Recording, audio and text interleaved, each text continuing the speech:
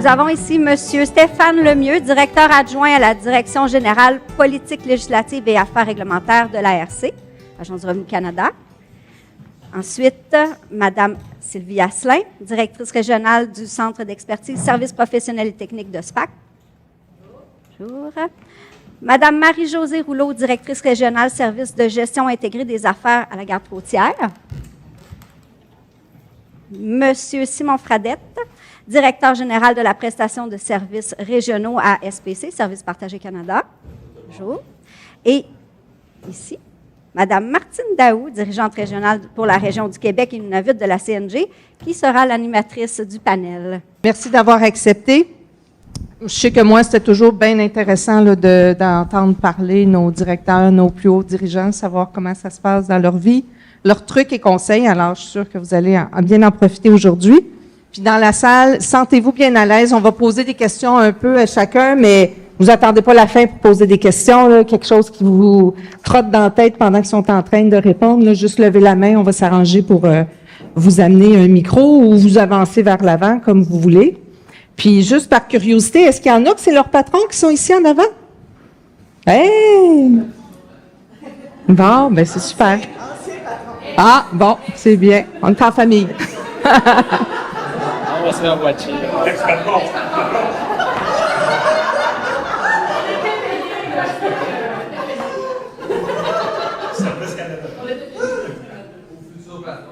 Ben oui. On a parlé de contact, c'est bon pour le développement de la carrière des journées comme aujourd'hui. Alors Simon, je vais commencer avec toi. C'est quoi les compétences, les connaissances, puis les aptitudes ou qui t'ont mieux servi là, durant ta carrière? Bien, merci beaucoup, Martine. Bonjour tout le monde. Qu'est-ce qui m'a le plus servi, c'est ce que vous faites aujourd'hui, le réseautage. C'est tellement important à tous les niveaux dans l'organisation, qu'on soit gestionnaire, qu'on soit cadre, mais quand on commence dans la fonction publique, ou dans n'importe quelle organisation, de toute façon, c'est de connaître des gens. Puis plus que vous connaissez des gens, mieux c'est. Donc, je vous dirais, le réseautage, c'est essentiel. Puis encore aujourd'hui, c'est quelque chose que je fais assez naturellement avec ma personnalité, mais je m'efforce partout où je vais à travers le pays de pouvoir connecter avec les gens, puis de remplir le LinkedIn comme vous avez fait tantôt. Là, c'est très important. Autre chose, le bilinguisme, il faut pas se le cacher, on est au fédéral, fait qu'il faut les savoir les deux langues. Donc, il y a des fois, il y a des postes que vous allez avoir. On est ici dans la belle ville de Québec, c'est plus français essentiel, mais on le voit avec la pandémie, on a beaucoup de travail qu'on fait pan-canadien, des fois à partir de la région du Québec ou de la région de Québec. Donc, travaillez votre bilinguisme beaucoup. D'avoir le sens de l'initiative, donc de pas attendre que les choses nous arrivent sur nous, à aller vers les choses, à provoquer les choses, votre développement, entre autres. Je pense que c'est bien important. Dans mon cas personnel, j'ai déménagé assez souvent. Là. Je parlais de ça hier soir, là, des gens au 5 à 7. J'ai posé des rideaux 22 fois, là, je suis tanné. Mais c'est important de bouger puis de voir des choses à travers le pays. Aussi, j'appelle ça le Canada 101, Canada 101. Connaissez le pays. Achetez-vous une carte du Canada, là, puis apprenez-les beaucoup, savoir c'est où les provinces, les villes, c'est quoi les enjeux des différents endroits. Parce que trop souvent, on oublie, puis des fois, il y a quelques personnes de la région de la Capitale-Nationale ici dans la salle, mais des fois, nos collègues de la région de la Capitale-Nationale, ils oublient que le Canada, que c'est grand. Mais il y a des enjeux différents. Puis quand on prépare des politiques, qu'on livre des opérations, il faut savoir qu'est-ce qui se passe un peu partout. Donc, pour moi, c'est très important. Encore aujourd'hui, j'ai la chance de voyager à travers le pays avec mes différentes équipes. Donc, ça, c'est clé. Puis je finirai en disant la capacité d'adaptation. Il y a des choses qui vont changer tout le temps, tout au long de notre carrière, tout au long de notre vie en général, puis on peut pas tout prévoir. Mais il faut être capable de s'adapter, de rebondir, comme on dit, de se revirer sur un dizaine, puis de passer à l'action pour la prochaine étape. Puis j'aime ça quand tu parles de connaître le pays, puis tout ça, parce que moi, j'ai toujours vu la fonction publique du Canada, c'est une grande famille, puis se sortir des fois de son ministère, son organisation, aller sur des comités interministériels pour rencontrer des gens, tout ça, parce que faut pas faire de la formation non plus juste dans son domaine, tu sais, il faut aller ailleurs, là, penser ailleurs, là, la grande famille, les déplacements, les détachements, tout ça, c'est bon, il faut pas garder nos employés toujours juste dans notre organisation, c'est mon point de vue. Sylvie, toi, j'aurais le goût de te poser la question, les traits de caractère que tu as le plus appréciés chez tes proches collaborateurs. C'est tout ce que Simon vient de dire. On va commencer par ça. Mais au-delà de ça, je pense que c'est très cohérent avec ce que Simon vient de dire. C'est le partenariat, l'attitude de partenariat, qu'on travaille en équipe. Au fédéral, bon, on fait chacun notre petit job, on travaille pour plus grand que nous. Hein. Il y a nos ministres ont les lettres mandats, il y a les priorités du gouvernement. Tu sais, tout ce qu'on fait est rattaché à ça. Puis ça, faut l'avoir en tête. Puis les partenariats, on est tellement plus forts ensemble. Tu sais, et dans une organisation et collectivement entre nos organisations. Fait que pour moi, là, quelqu'un qui est vraiment ouvert à l'autre, ça veut dire de l'écoute, ça veut dire de l'ouverture. Donc, pour moi, là, c'est vraiment des qualités que j'aime beaucoup chez les gens. L'initiative, Simon vient de dire, tu sais, l'initiative. Si vous voyez des problématiques dans votre organisation, des solutions, ben prenez action, tu sais, donc, les gens qui t'amènent juste, j'appelle ça les singes, là, tu sais, du monde qui t'amènent juste leurs singes, leurs problèmes, ben j'aime donc le partenariat, dire on est ensemble puis on va trouver des solutions ensemble. Donc pour moi c'est des choses qui sont extrêmement importantes. Tu sais, donc le partenariat, l'écoute, l'initiative, je pense que c'est des belles qualités pour contribuer à la force collective, je dirais. Puis moi, je vais faire comme la salle. Là. Je me permets de rajouter ou de poser des questions. Je trouve ça intéressant de parler de lettre mandat. Je pense que chaque gestionnaire devrait aller lire la lettre mandat de son sous-ministre pour vraiment avoir un bon aperçu là, de ce qui est plus haut, les obligations de nos gestionnaires. Et puis, il y a une autre chose que tu as mentionnée que je voulais... Non, j'ai oublié. Initiative. Oui, parce que dernièrement, on a eu un petit échange avec des gestionnaires dans l'Ouest, puis ils disaient... Des fois, ils ont l'impression que leur patron, tu sais, il amène un problème, puis il n'y a pas de suivi qui se fait, puis ils sont comme inconfortables. Comment qu'on peut faire des suivis sur quelque chose qu'on a demandé sans, tu sais, offusquer ou être inconfortable là, vis-à-vis de notre patron? Avez-vous des suggestions là-dessus? Comment faire un suivi? Ben, ça se pose la question. Où est-ce qu'on en est avec telle situation? Je pense que, qu'une qualité importante aussi, c'est d'être capable d'échanger, la transparence. Tu sais, je parle d'écoute, mais ça va dans les deux sens. Donc, quelqu'un qui arrive avec une problématique, avec des pistes de solutions, ben après ça se fait. Suivi, ça se pose la question. Est-ce qu'on en est, où est-ce qu'on est rendu avec ça? Avez-vous d'autres suggestions, collègues? J'ai le micro, là, mais... Non, ça va bien. Ça va bien. Regarde, continue. Bien, oser, faut arrêter d'attendre, puis il faut oser les choses aussi. Trop souvent, on s'assoit, puis on n'est pas sûr, on n'ose pas, on est craintif, mais on fait juste notre travail de faire notre suivi. Donc, osons. Donc, moi, c'est ça que je vous donne comme conseil. Le message est passé. Puis, pour Marie-Josée, la même question, mais à l'inverse des traits de caractère que tu as le moins apprécié chez ce qu'il ne faudrait pas qu'on fasse, là. La question demandait chez nos collaborateurs. Fait que moi, j'ai regardé là, dans mes collègues là, cadres là, de ce que j'avais vu que moi, j'aimais pas. Fait que ça peut être très différent. Mais moi, ce que j'aime pas, c'est des collègues cadres qui travaillent pour eux, qui travaillent pour leur prochain niveau. Fait que là, je suis je vais avoir mon 2 dans 1 an, 18 mois. Ça, je l'ai entendu beaucoup. Surtout à l'administration centrale, là, je dois le dire, là, en tout respect. Parce que les opportunités sont plus grandes là, qu'en région, fait qu'on se le cachera pas. Puis aussi, des collègues qui travaillaient, moi, je le visionne la tête par en haut tout le temps. Donc, ils travaillent toujours pour nourrir les niveaux supérieurs, puis ils oublient que, premièrement, on a un mandat à livrer, mais ils oublient les partenariats, travailler avec les collègues à l'horizontale, puis aussi, comme gestionnaire, comme cadre, on est là aussi pour nos équipes.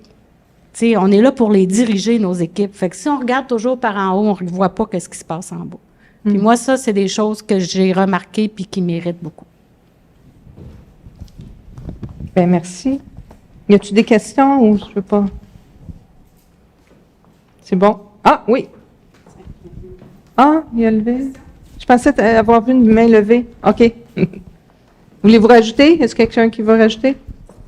Oui, dans ta prochaine question, je vais peut-être rajouter. J'étais déjà prête, ouais, c'est bon. Ça va s'enchaîner. Fait que Stéphane, ta définition d'un bon leader? Oui, première des choses, bonjour tout le monde, ça fait vraiment plaisir d'être avec vous aujourd'hui. Sérieusement, d'avoir une activité en personne, se rendre compte que le monde existe. Pendant un bout de temps, pendant la pandémie, je pensais que je faisais partie d'une matrice, puis qu'il n'y a rien de ça qui existait pour de vrai. Fait que de voir des gens en chair et en os, c'est vraiment plaisant. Fait que pour la question, pour moi, la définition d'un bon leader, il y a plusieurs petites choses qui ont été mentionnées à travers les premières interventions. Pour les gens, si vous avez pris le temps de lire ma biographie, qui est une biographie qui est autorisée, pas une biographie non autorisée, j'ai eu la chance de commencer mon parcours professionnel dans les Forces armées canadiennes. Une des premières choses qu'on m'a communiquées, c'est que pour être un bon chef, je devais suivre 3 règles, 3 N. La mission, mon personnel, puis moi-même. Fait que quand on parlait de travailler pour des gens, des fois, qui travaillent pour eux autres, ben moi, je me suis fait un point d'honneur de mettre le dernier N toujours de côté, moi-même. Puis oui, c'est important de prendre soin de soi, d'avoir des aspirations professionnelles, mais ça ne peut pas être au détriment de nos gens. Il faut que ça soit, oui, je vais m'investir, oui, je vais vouloir améliorer ma condition, oui, c'est le fun de pouvoir progresser, mais jamais je vais prendre une décision qui pourrait être teintée par le fait que je vais mal paraître. OK? S'il faut que je prenne une décision, je vais la prendre, je vais l'assumer. Je pense qu'un bon leader, il faut qu'il soit capable de savourer les succès de ses gens, mais il faut qu'il soit présent aussi quand ça va mal. Parce que c'est là qu'on gagne notre paye. Un bon leader, là, c'est dans l'adversité que tu gagnes ta paye. Quand tout va bien, c'est facile d'être assis dans la chaise. Puis quand tout va bien, tu es entouré de gens formidables, on a de l'argent, on a des budgets, les opérations roulent. N'importe qui peut faire le job. C'est vrai, ça va être facile. Quand est-ce qu'on gagne notre paye? C'est quand ça commence à être difficile. Puis c'est là que c'est important de relever notre jeu, puis c'est là que c'est important d'être présent pour nos gens. Je pense qu'un bon leader va être capable de mettre les conditions en place pour que ses employés soient en mesure d'effectuer leur mission sans être obligés de faire de micro-gestion. C'est notre responsabilité comme chef de coacher nos gens, de les développer et de les amener à une autonomie. Mais ça, des fois, ça t'empêche de dormir la nuit. Hein? Parce que là, il faut que tu assumes que les gens ont tout compris qu'est-ce que tu voulais dire. Fait que tes talents de communicateur comme chef sont super importants. Parce que qu'est-ce que moi j'ai transmis comme vision, qu'est-ce que j'ai donné comme responsabilité, si mon subordonné ne l'a pas compris comme il faut, puis moi je m'attends d'avoir ABC, puis j'ai X, Y, Z, mais il faut que je vive avec X, Y, Z. Puis je repars de là pour ramener ça à ABC ensemble. Mais je ne garocherai jamais personne en dessous de l'autobus. Parce que c'est mon imputabilité, c'est ma responsabilité. Puis moi, j'aime travailler dans des environnements comme ça parce que ça va me donner carte blanche pour être capable de faire mon travail. Parce que mon patron va m'avoir donné c'est quoi ma limite de gauche, ma limite de droite, c'est quoi ma limite d'exploitation, c'est quoi mon carré de sable, dans quoi je vais opérer. Puis quand on ne me le donne pas, ben je m'en fais un. Puis là, c'est correct, je n'ai pas personne qui travaille pour moi ici, j'ai des anciens collègues, mais ça, des fois, rappelez-vous de ça. C'est plus facile de demander pardon que de demander la permission. Fait que si vous n'avez pas personne qui vous met des bâtons dans les roues, bien, comme qui a été mentionné, osez. Prenez votre courage à 2 mains puis faites avancer les choses. Parce que souvent, c'est plate, mais l'imputabilité n'est pas toujours au rendez-vous. Il n'y a pas personne, des fois, là, on parlait de singe, là, mettre un singe dans un cubicule à quelqu'un, là, puis après ça, ben là, hey, c'est plus mon singe, c'est quelqu'un d'autre qui va le nourrir, qui va s'en occuper. Bien, malheureusement, il y a ça, des fois. Il ne faut pas faire l'autruche, là. Puis j'ai 36 ans de service, puis je vais vous le dire, j'en ai mis des fois des singes dans des cubicules de gens, parce que j'avais tellement de singes à m'occuper qu'à un moment donné, ben là, il fallait que j'aille en porter un quelque part, pour dire, gars, là, ce dossier-là, c'est quelqu'un d'autre qui va s'en occuper. Je ne pourrais pas m'en occuper. Mais, de grâce, prenez charge. Faites bouger les choses. C'est trop facile de juste attendre, puis là, le dossier attend, puis là, on a fait une présentation au comité directeur qui va porter des recommandations. On a tout entendu, la chanson. Mais maintenant, prenez action, faites-le, tant que vous respectez les règles. On a des règles à suivre, on a la loi sur la gestion des fonds publics, on a des règles de dotation à suivre, on a un paquet, on a un cadre, il est là. Puis mon dernier point, pour être un bon leader, je pense qu'il faut être curieux, aller chercher l'information. Souvent, on a des conseils de gens qui nous donnent des recommandations, mais qui ne sont pas imputables, des décisions. Et puis, quand on tombe dans des organisations qui sont moins tolérantes au risque, bien, on stagne. Puis, il n'y a rien de pire que des subordonnés qui stagnent. Je pense qu'il faut garder nos gens en action, en mouvement. Puis, un bon chef, il va être capable de faire ça, de faire sortir le meilleur de ses gens, parce qu'il va leur laisser la place pour le faire. Puis, ces gens-là vont être capables d'opérer en sachant que même s'ils se sont trompés, leur boss va pardonner l'avant. C'est super important. Puis on va l'assumer, puis on va l'assumer ensemble. OK? Je me rappelle quand j'ai fait ma transition entre les forces et anciens combattants Canada, la première chose qui m'avait frappé, c'est de voir le nombre de gens qui avaient peur de perdre leur job. C'est-à-dire, on ne peut pas faire ça, on risque de perdre notre job. Bien, j'ai pas vu personne encore perdre sa job pour avoir pris des décisions. J'ai vu des gens perdre leur poste parce qu'il y avait des bonnes raisons de les perdre, mais pas parce qu'ils ont pris des décisions dans l'exercice de leur fonction, dans leur travail. Fait que pour moi, c'est ça, un bon chef. J'essaie de faire ça tous les jours, puis c'est ça que je cherche dans mes patrons aussi, d'être épaulé de la même façon. Fait que, prenez charge, faites bouger les choses, ça nous appartient si on est payé pour ça. C'est bon, oser, puis pas avoir peur de faire des erreurs, parce qu'on l'a vu avec Madame Thuy ce matin à notre conférence. Le succès de mes échecs, là, faut aller de l'avant, puis pas avoir peur. Puis... Qu'est-ce qui est important, c'est de ne pas faire 2 fois la même erreur. Ouais. C'est ça qui est important, c'est d'apprendre. Puis ça demande une vulnérabilité, là, d'être prête de dire hey, « je me suis trompé ». Puis combien de fois qu'on se trompe? On se trompe, on prend des décisions. Si on ne veut pas se tromper, on ne prend pas de décision. Fait que là, c'est correct. Mais maintenant, on prend des décisions, on est payé pour prendre des décisions, puis des fois, on ne prendra pas la meilleure. C'est bien correct, il faut l'assumer. Après ça, qu'est-ce qu'on fait à partir de là? On peut rester dans notre cubicule, pas le dire, mais des fois, c'est bon aussi d'expliquer aux autres, hey, je me suis trompé, voici comment on aurait pu faire les choses mieux, puis voici comment on va les faire à partir de maintenant. On n'apprend pas mal plus des erreurs que des succès. Right? Merci. Puis, je t'ai mis le singe Le petit singe qui se promène. Mais je pourrais peut-être rajouter tantôt dans ce que j'appréciais des partenaires, il y avait justement l'innovation, là, justement, puis c'est cohérent avec ça, tu sais. Innover, essayer des affaires, puis bon, il y en a qui ont levé la main, là, que, tu sais, il y a des gens qui sont dans mon organisation ici, puis ils m'ont entendu dire ça, là, essayer des affaires. Si on n'essaye rien, on fait rien, tu sais. Puis quand le monde dit, on peut pas faire ça, moi, je demande tout le temps, c'est écrit où, puis pourquoi, tu sais, c'est écrit où, puis pourquoi. Puis c'est souvent une question de, ouais, mais on n'a jamais fait ça de même.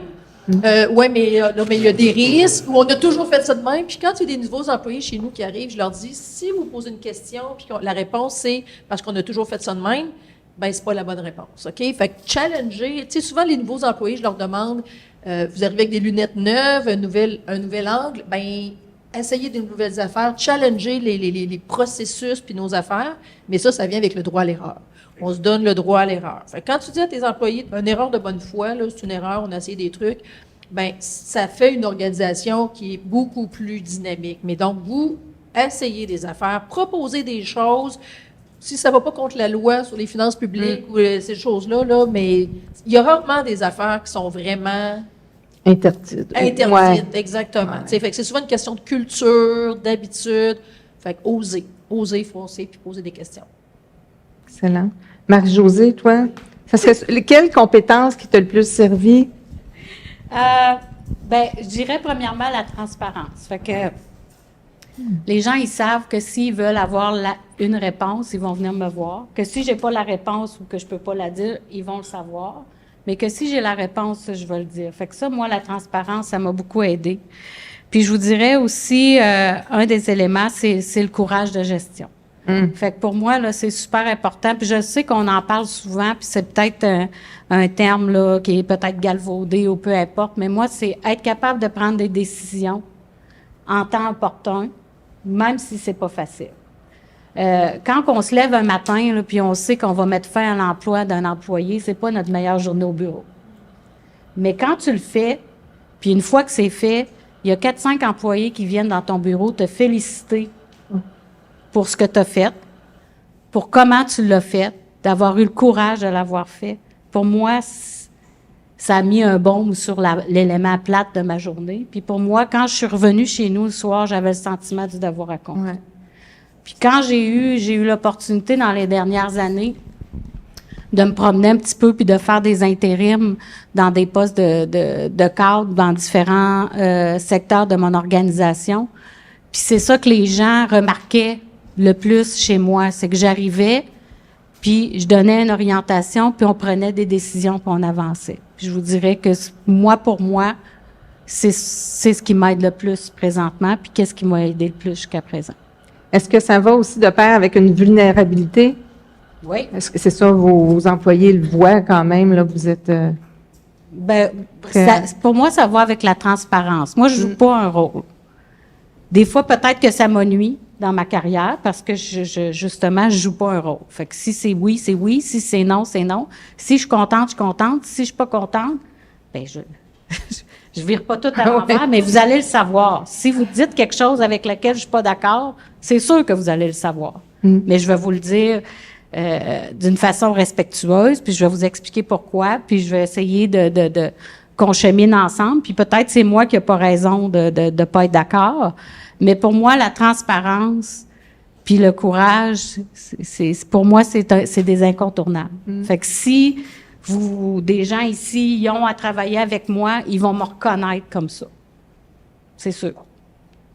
Puis souvent, quand on est rendu à des postes comme vous êtes rendu, là, des postes plus élevés, notre temps personnel devient aussi, tu sais, fait partie du temps du travail, tout ça. Fait que Sylvie, dans ton temps personnel, y a-tu des choses que tu fais qui t'ont amené à être une meilleure leader ou des activités, Moi, je dirais que je suis en apprentissage continu. OK? Donc, même si ça fait 20 ans que je suis gestionnaire au gouvernement, dont presque 15 ans comme directeur, j'ai encore un coach professionnel. OK? Fait que j'ai encore un coach professionnel parce que des fois, tu es trop proche de la forêt, puis tu es trop proche de l'arbre, tu vois pas la forêt au complet. Donc, moi, tantôt, tu sais, comme Simon, il disait, saisir, connaître ton pays, connaître ton organisation.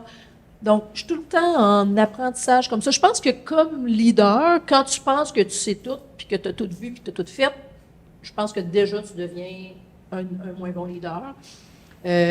Donc, tu sais, faire dire, ah oui, qu'est-ce que tu as lu? Non, mais ce que je veux dire, je saisis toutes les opportunités d'apprentissage, puis les erreurs, les échecs aussi. Tu sais, moi, je me fais mes petites leçons apprises des fois, tu sais, note à moi-même. Bon, la prochaine fois, là, je dirai pas ça de même, ou je ferai pas ça de même, ou je vais. Donc, tout le temps, là, je suis toujours dans un mode, bon, est-ce que j'aurais pu faire mieux? D'introspection. Est-ce que j'aurais pu pour moi-même, là, tu sais?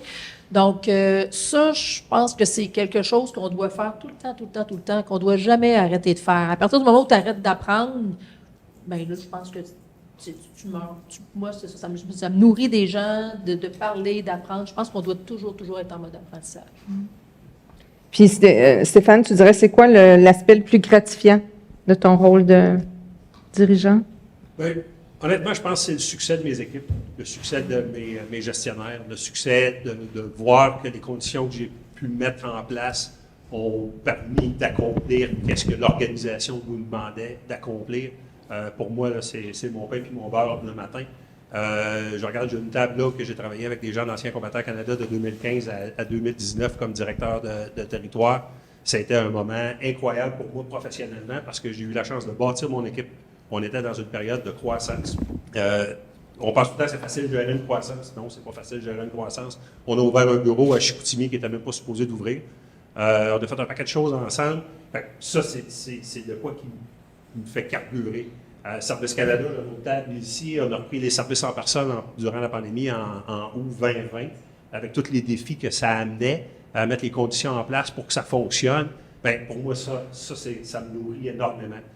Puis après ça, sur un niveau individuel, c'est quand je vois les gens progresser à l'intérieur de l'organisation, puis des fois, je reçois un merci.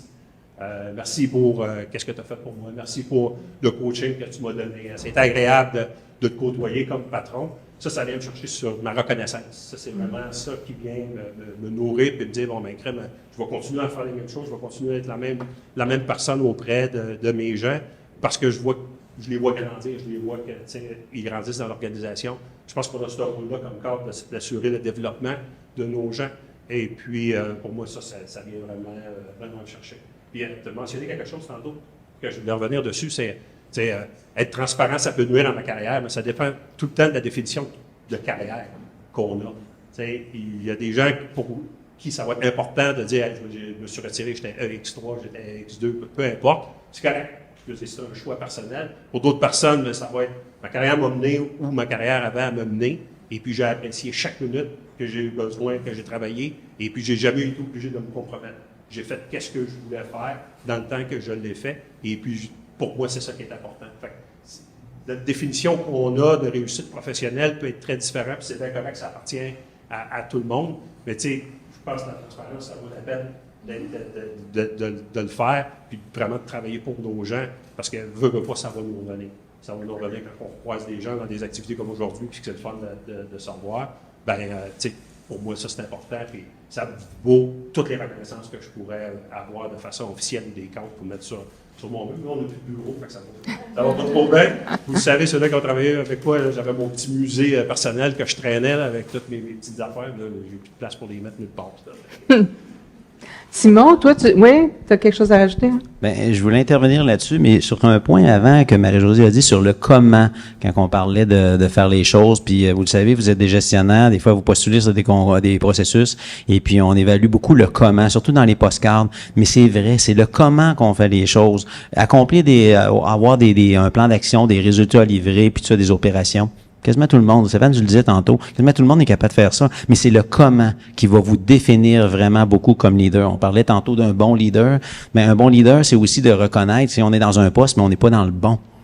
Moi, par rapport à ça, j'ai pris 3 démotions volontaires dans ma carrière. Une carrière, c'est pas linéaire en montant. Ça dépend qu'est-ce qu'on fait, ça dépend au moment de notre vie où on est rendu. Donc, n'hésitez pas. Votre poste que vous avez, c'est pas une sentence de prison là, non plus. Si vous êtes pas bien dedans, prenez des changements, faites des choses pour faire bouger ça, puis changez de place.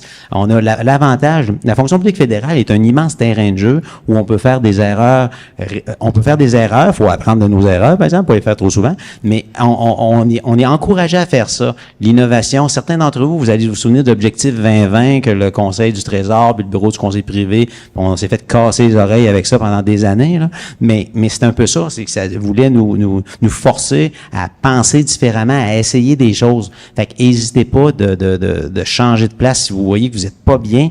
Changez. Il y a des places, il y a un peu plein de postes dans la fonction publique fédérale. Puis si ça marche pas au fédéral, ça marchera ailleurs aussi. Souvent, les gens disent, ben là, je peux pas partir, ça fait, j'ai 15 ans de fête pour ma pension, puis ça. La vie est beaucoup plus importante que l'argent, là. Il faut toujours ramener ça au jeu de base, si on veut, ou à l'heure de base. C'était tout ça ta question? Oui, je voulais t'entendre là-dessus. Sur l'aspect le plus gratifiant, toi, de ton rôle. Ben, Stéphane disait ça tout à l'heure, moi, voir des gens qui progressent dans leur carrière, avec qui tu as travaillé, puis tu revois plus tard, puis ça, puis ont progressé. Je pense que c'est l'élément le plus important. Comme leader, on lead des gens, on lead des équipes. Fait que c'est de vous voir croître dans votre travail, souvent les gens dans leur vie aussi. On commence à connaître des gens au début de notre carrière. Il y en a qui ont des enfants, les enfants grandissent, c'est intéressant, les gens deviennent grands-parents. C'est le fun de voir cette progression-là. Donc, moi, c'est le côté humain du travail qui est très gratifiant pour moi. Donc, ça mettrait fin à notre volet compétences leadership. Y aurait-tu des questions additionnelles? Des petites curiosités? Non? Oui. C'est une question que j'adresserai à Stéphane, mais dans le fond, n'importe qui peut y répondre, je pense. Quand vous faites, dans le fond, tu sais, on fait le lien entre une bonne gestion, puis les bonnes pratiques de gestion, puis le succès. Tantôt, vous parliez de succès, vous voyez des gens, on a eu du succès dans telle affaire. Est-ce que c'est si direct que ça? On gère bien, on applique tous les bons principes de gestion, on va avoir du succès, ou c'est pas si automatique que ça? J'aimerais vous entendre, peut-être les autres aussi. Je dirais que c'est absolument pas automatique, sinon ça serait juste facile. Puis c'est pas facile. Fait que non, c'est pas automatique. Je pense que c'est important d'avoir une bonne base. C'est important de s'entourer des bonnes personnes. C'est important d'avoir une vision. Mais après ça, il va arriver tellement d'impondérables qui vont venir troubler notre plan que non, c'est pas facile. Après ça, il faut s'adapter. Je pense que tu parlais de s'adapter, d'avoir une capacité d'adaptation, d'être capable de rebondir, de voir des opportunités. Des fois, on va se rendre compte qu'on va avoir progressé plus rapidement sur un objectif, mais que l'autre, il va tarder. Il y a peut-être des objectifs qu'on va lâcher aussi en cours de route parce qu'on va se rendre compte que c'est plus pertinent puis qu'on va retourner vers d'autres choses en gardant toujours la même vision. Fait, non, je pense pas que c'est pas un cadre, c'est pas aussi matriciel que ça. Sinon, ben, tout le monde pourrait le faire. Fait, je pense que non, il y a trop de facteurs qui viennent troubler nos opérations en tout temps. Là. Ne serait-ce que la COVID-23, pour la mentionner, la COVID-19, le COVID-23 peut-être un jour, on sait pas. Ouais, tu nous annonces-tu quelque chose? Non, absolument pas. Absolument pas, mais non, ça serait trop facile. Ça serait une machine. Je suis... vas-y, Simon. Ben, j'allais dire, je suis tout à fait d'accord avec ce que Stéphane vient de dire, je dirais résilience. Tu sais, je pense que le leader, il y a un plan, il y a une vision, puis à un moment donné, ça prend au plan B. Tu sais, il y a tout le temps, comme ça va bien, tantôt, il dit comme une tempête, là, quand il va toujours avoir un coin du tapis qui retrousse, comme disait ma mère, là. Fait qu'à un moment donné, plan B, puis je pense que le leader, il faut qu'il soit résilient, puis pas perdre de vue sa plage. Moi, la vision, j'appelle ça ma plage, là, est là. Bon, ben, OK, on s'ajuste, on ajuste les voiles, puis on change. Mais c'est ça, ouais, résilient, c'est le mot. Puis, il faut pas oublier une chose, on a un contexte politique. Oui, on est une fonction publique non partisane. En tout cas, on essaie de l'être tout le temps. Mais on a plein de politiciens autour de nous autres qui prennent des décisions, puis ça change. Il y a des élections, il y a des couleurs de partis qui vont être élus, qui vont partir. Fait qu'il y a beaucoup d'impondérables. Tu parlais d'impondérables, mais le contexte politique, il faut tout le temps être sensible à ça dans notre contexte. On parle de fonction publique fédérale, mais au provincial, au municipal, c'est exactement la même chose. Donc, même si on a travaillé 2 ans sur le meilleur projet du monde, puis ça va bien, puis tout ça, puis à la fin, il y a quelqu'un qui arrive puis qui nous scrape tout ça, vous mettez ça sur une tablette, ça peut arriver, puis ça va arriver. Fait qu'il faut pas être démoli par rapport à ça, parce que c'est pas notre faute individuelle de ça, il y a un contexte autour qui a fait que ça change. Et puis, je dirais que dans les dernières années, ça change des fois plus vite que ça changeait au début de ma carrière dans les années 90. Là. Je sais pas si c'est à cause des médias sociaux ou tout ce qui est 24/7, mais les choses changent sur le fly très, très rapidement. Mais la capacité, la résilience est vraiment, vraiment importante par rapport à ça. C'est vrai, ça. Avant, hein, c'était des mémos à carbone, là. T'envoyais ça à Ottawa, puis ça bouge plus vite maintenant. Il y avait une question là-bas. Donc, je vous remercie justement pour les échanges. Et je vous disais, dans vos rôles hiérarchiques, vous êtes quand même accessible, vous nous dites beaucoup de choses. Mais on ne va pas se mentir au quotidien. Est-ce que vous pensez que vos middle management, les gestionnaires qui vont aller manager les équipes, portent votre vision? Parce que souvent, on peut nous dire, les gestionnaires vont pas accepter, les processus sont lourds, donc vous avez bon dos quand vous êtes pas là, on va dire. Donc comment justement cascader la vision que vous avez, et vous avez l'air vraiment accessible, pour que tous les managers soient de ce même niveau-là? Moi, je me pose la question. Sylvie? Il y avait une question justement là-dessus. Je pense que c'est de la communiquer, la vision, et de répéter tout le temps. Tantôt, Stéphane il a dit, être un bon communicateur. Mais il ne faut pas assumer que si on le communique une fois, c'est compris. OK? Il faut répéter. Bon, moi, quand je dis ma vision, ma plage, là, je le répète dans toutes les tribunes. À chaque fois, mes gestionnaires, des rencontres d'équipe, des temps nord, des groupes, j'explique où ma plage. Tu sais, c'est quoi ma plage? Comment aussi rend? Ça peut être différent.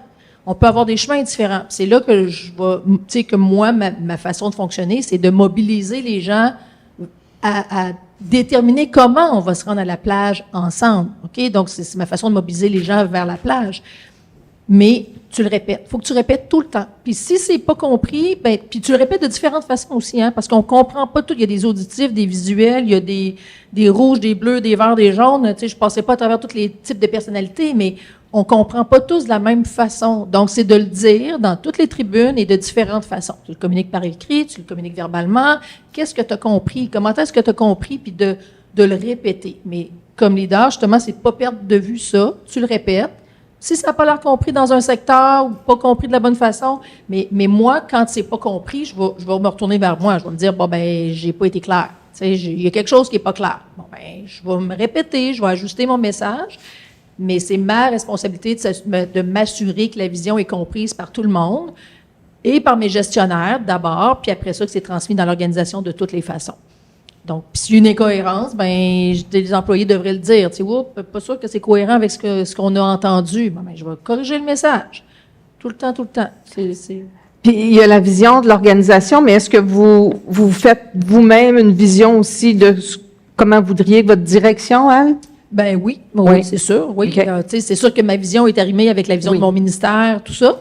Mais oui, je vais avoir la vision pour mon secteur, pour les services professionnels des techniques chez SPAC. Voici où est-ce que je souhaite m'en aller. Voici mes attentes envers notre secteur en général. Juste une petite intervention là-dessus. Quand vous arrivez dans un nouveau poste de cadre, combien de temps vous donnez avant justement de donner votre vision à vous? 1 an ou un petit peu avant? Pas longtemps. 15 minutes, à peu près? Oui, OK. Pas longtemps.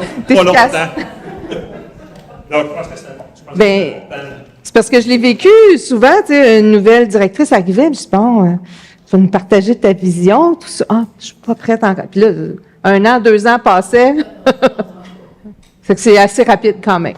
Donc, j'ai une anecdote de vision comme ça, puis peut-être que les gens se souviennent un peu dans les années 2010, 12, 13, on avait un buzzword d'Anciens combattants Canada, c'était la transformation. Tout le monde parlait de la transformation. mais personne ne comprenait la transformation. Puis il y avait plein de ressources, il y avait un bureau de transformation à Charlottetown, il y a plein de monde qui travaillait sur la transformation. Fait qu'une journée, on a une rencontre à Montréal, tous les gestionnaires de la région du Québec, j'étais gestionnaire dans le temps, et on a la sous-ministre adjointe responsable de la transformation qui vient nous présenter la dite transformation.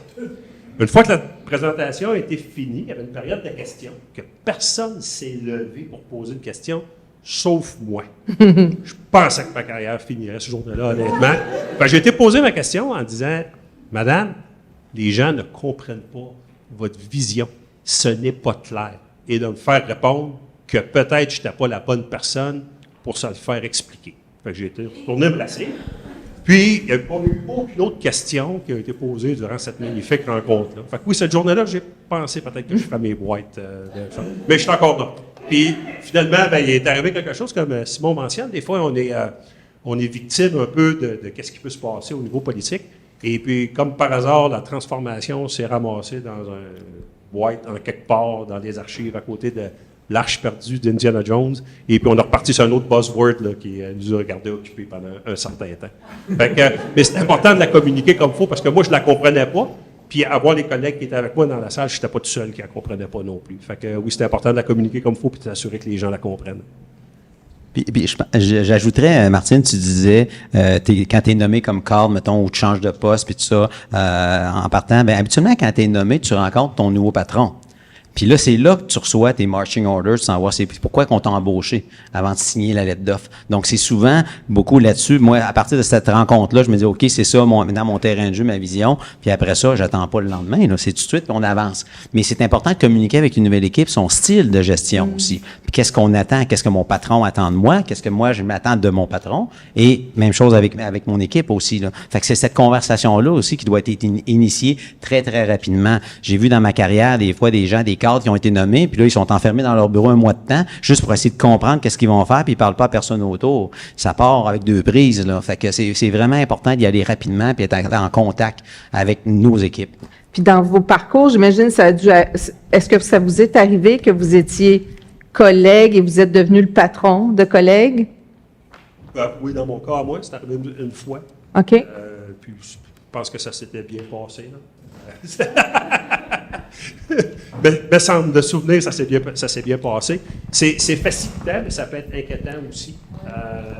C'est pas, arriver complètement de notre organisation, des fois, ça peut être plus facile. De d'autres défis. Ouais. Mais dans mon cas, ça s'était bien passé, la transition. Okay. Merci. Ma question, c'est, il y a souvent certains directeurs, ou en tout cas des hautes fonctions, qui partagent la vision juste parce qu'il faut cocher des cases.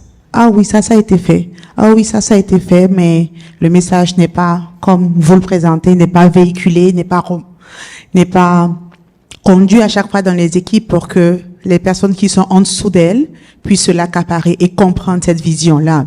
Et si tu te retrouves dans cette situation où ton upper management te partage la vision juste pour cocher la case box, comment, si vous étiez dans cette situation, c'est vraiment bizarre parce que vous ne l'êtes pas, mais si vous étiez dans cette situation, comment est-ce que un employé peut vous approcher pour vous dire, en gros, t'as juste coché ta case pour dire, t'as fait l'exercice de vision, mais je sais pas quand. J'essaie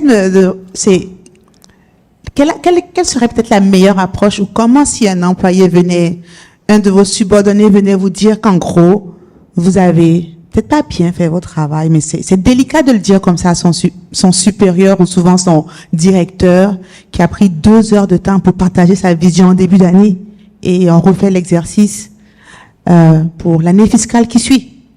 En tout cas. Excusez-moi. Ah, oui, c'est ça. Bien, premièrement, si je peux me permettre, s'il a pris 2 heures pour expliquer sa vision, à un moment donné, je pense qu'il y a quelque chose qu'il n'a pas compris pour moi. Puis on parle souvent de vision, puis tout ça. Ça a l'air super compliqué, mais ça ne l'est pas tant que ça. Puis ça peut évoluer à travers le temps. Puis pour moi, il faut que ce soit simple. Puis je reviens encore à la transparence. C'est de le présenter. Puis si mon patron à moi, par exemple, ce qui n'est pas le cas, mais si mon patron à moi m'a présenté la vision, question, là, pour cocher la boîte, puis que ça a l'air super scientifique, que je comprends rien. Ben, en tout cas, je vais essayer de le comprendre. Mais admettons que c'était juste pour cocher la boîte. C'est correct. Mais moi, je vais m'organiser pour en avoir une pour mon équipe. Avec mes collègues, pour être capable de les faire avancer plus loin. Puis ça ne devrait pas être compliqué. Puis pour moi, là, je m'en vais tout de suite à ma réponse. Mais c'est un la bon question a truc, déjà été posée, elle a été posée par la dame avant, là, où on s'en allait. Comment on fait pour le partager? Bien, il ne faut pas que ce soit compliqué, il ne faut pas que ce soit scientifique, il faut que les gens comprennent qu'est-ce qu'on s'attend d'eux, ils comprennent où on s'en va. Le répéter aussi, comme Sylvie disait, de différentes façons. Puis il faut l'incarner. Je sais que c'est dur à dire, mais il faut l'incarner, la vision. Normalement, les gens, ils nous voient arriver, ils savent où on s'en va, ils savent ce qu'on s'attend d'eux. Puis quand on est un nouveau cadre, comme maintenant que ça devrait prendre, ça ne devrait pas prendre plus que quelques minutes. La première fois que tu te présentes devant tes groupes, ils doivent le savoir, ils doivent le sentir. Où tu t'en vas, qu'est-ce que tu t'attends d'eux, qui tu es, puis qu'est-ce qu'ils vont pouvoir bénéficier de toi. C'est facile pour moi un petit peu de le dire aujourd'hui parce que moi, j'ai un gros 4 semaines d'expérience de vrai cadre dans le cadre. Fait que je viens de faire tout ça, moi. Wow! Fait que peut-être que je ne l'ai pas fait, mes collègues me diront si je l'ai fait comme du monde. Peut-être que je ne l'ai pas fait comme du monde. C'est sûr que j'avais eu quand même quelques expériences d'intérim dans les 3 dernières années. Mais moi, là, ça fait là, 4 semaines là, que je suis une vraie cadre. Puis moi, c'est ça que j'ai fait. Ben, j'ai rencontré mon boss avant, là, quand il m'a offert le poste. Il m'a donné ses marching orders. C'est un ancien militaire, fait que c'était ça aussi. Puis moi, je suis partie avec ça. Puis c'est sûr que quand tu te prépares pour un processus, ben tu prends connaissance du poste, qu'est-ce que tu vas faire, c'est quoi le type de travail. Fait que moi, quand je suis arrivée, j'étais prête. Là. Ça faisait déjà 2-3 semaines que j'avais parlé à la personne que j'allais remplacer. J'étais prête. Puis quand je suis arrivée, j'ai donné mes orientations. J'ai rencontré mes gestionnaires, j'ai rencontré chacune de mes équipes. Puis là, ce que je m'apprête à faire, pas tout de suite, parce que là, ça fait beaucoup. J'ai quand même une quarantaine, 40-45 employés dans mon équipe, mais je vais les rencontrer tous individuellement à l'automne. Je fais ça quand je joins des nouvelles équipes, quand c'est possible. Là, je sais que c'est pas possible pour tout le monde. Quand tu as 100, 150, 200 personnes qui relèvent de toi, tu peux pas le faire. Mais j'essaye de le faire là, je vais pouvoir le faire encore. Puis je rencontre chaque membre de mon équipe. Je leur pose les 3 mêmes questions à tout le monde. Je leur dis avant parce que les membres de l'équipe, quand ils pensent, quand tu leur dis « je vais vous rencontrer individuellement », « oh my God, qu'est-ce qu'elle va vouloir? Qu'est-ce que je vais lui dire? Elle va-tu me trouver assez intelligente? C'est pas compliqué. Je pose les mêmes 3 questions, puis ils le savent d'avance. Comment tu vas? Comment ça va dans ton travail? Est-ce que tu as des préoccupations, des attentes envers moi ou n'importe quoi d'autre que tu veux me parler? Puis ça, je l'ai fait à plusieurs reprises à travers le temps. Premièrement, ça me permet d'établir un premier contact. Ça me permet aussi de partager ma vision, où je veux m'en aller d'une façon différente que de le faire dans une équipe. Ça permet aussi aux gens de me demander des précisions si je ne suis pas claire, puis ils ne le font pas nécessairement toujours en équipe. Ouais. Puis, je vous dirais, égoïstement, très égoïstement, moi, ça me permet d'aller chercher un paquet d'informations sur les membres de mon équipe, sur leurs besoins, puis aussi sur des enjeux, des défis qu'ils n'oseront pas nécessairement ou auxquels je n'aurai pas accès parce qu'il y a une couple de couches de supervision entre moi et eux. Fait que moi, c'est la façon dont j'ai commencé à m'y prendre depuis les 4 dernières semaines. Voilà. Puis sur la vision, je trouve que c'était un bon truc, ça. Tu as dit l'adapter à son équipe. Mais justement, si ton haut dirigeant, c'est pas clair sa vision, toi, tu t'assois, tu en fais une pour ton équipe, tu vas lui montrer, tu dis, gars, moi, OK, il y a la vision de l'organisation, mais voici la vision que je voudrais établir pour mon équipe, qu'est-ce que tu en penses? Bien là, peut-être qu'il va embarquer plus dans une conversation pour éclaircir les choses. Il y a une autre question. Oui?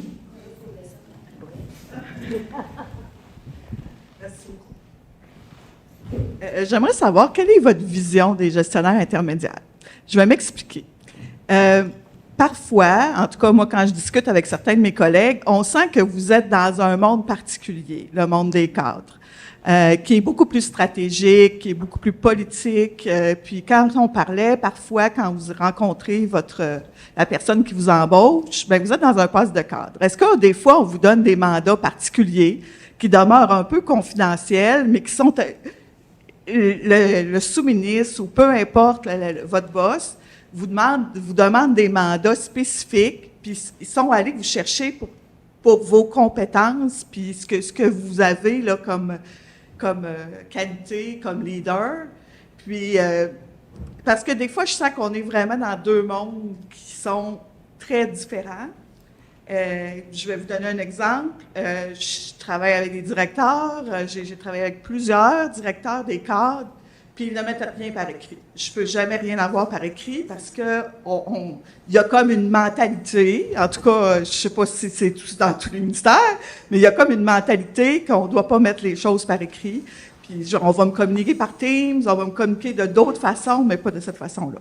Fait que je veux juste dire que je sens que c'est un monde qui parfois me demeure inconnu ou demeure un peu...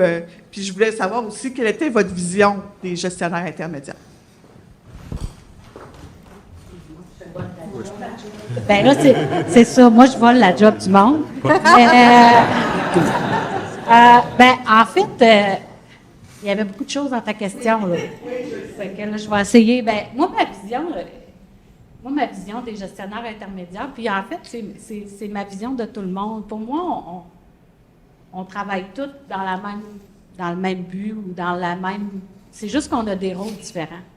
Puis moi, mes gestionnaires intermédiaires, oui, tous mes employés sont précieux, mais pour moi, ils sont précieux. Pour moi, c'est mes alliés.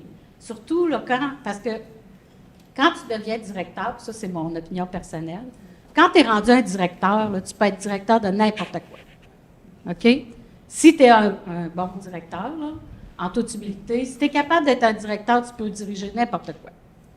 Fait que pour moi, mes gestionnaires intermédiaires, là, c'est de mes ressources dans les plus... encore une fois, là, mes gestionnaires intermédiaires, j'en ai besoin. Fait que moi, c'est comme ça que je les vois. Puis on a des rôles différents. Mais moi, il faut que je sois accessible à eux, puis il faut qu'ils le sentent. Puis il faut que je développe une relation très étroite, parce que moi, j'ai besoin d'eux, pas mal plus que les autres qui ont besoin de moi. Fait que moi, c'est comme ça que je les vois, mes gestionnaires intermédiaires. Là, des affaires écrites, pas écrites, je ne suis pas capable de te répondre. Moi, je n'ai pas vécu ça. Ça peut être une culture d'organisation. Il y a des fois des affaires qu'on ne peut pas écrire. Puis ça m'est arrivé de dire, écoute, ça, moi, je ne l'écrirai pas. Je vais te le dire, mais je ne te l'écrirai pas pour telle raison. Bien, c'est rare. Moi, ça ne m'est jamais arrivé qu'on m'embauche avec un mandat spécial autre que ce qui est décrit dans le job. Je me suis porté volontaire pour des postes, on m'a appelé. Après, probablement qu'on a dû me subir ou je ne sais pas. Mais ça ne m'est jamais arrivé. Puis encore une fois, Teams a amené cette capacité-là de communiquer rapidement de l'information. Fait que il y a peut-être une culture qui s'est développée sur certaines choses. Par contre, qu'est-ce qui doit être écrit pour moi est vraiment important qu'il soit écrit. Par contre, ça peut arriver des fois qu'il y a de quoi qui peut être plus sensible ou qui n'a aucune valeur d'être... qui est important d'être communiqué, mais qui n'a pas de valeur de pérennité, là, d'information, que ça peut être le cas.